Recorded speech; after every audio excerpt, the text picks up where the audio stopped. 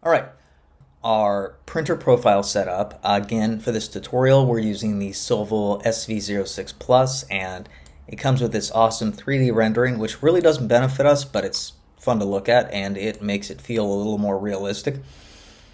The one feature we need to fix still, or it's not required, but it's definitely a benefit, and we found this to be true in FundedYouth, is to change the material extrusion temperature. So the bed set at 60 degrees is fine, but the extrusion, we found that it works best at a 210 rather than a 195. So make sure up in the top here that your Sovol SV06 Plus 3D printer is selected, and then come over to the right, or whatever printer you're using, come over to the draft section over here with your printer properties, click on that, and you'll see a basic preview. You actually want to change from recommended printer settings to show custom, and this will give you more of a drop down.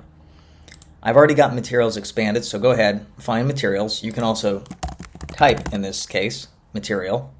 That's an option too, but it's just as easy to find material. Click on it, expand it, and change the printing temperature from 195 to 210. And this is Celsius. And that's pretty much all you need to do to get a print up and running, at least a print test up and running.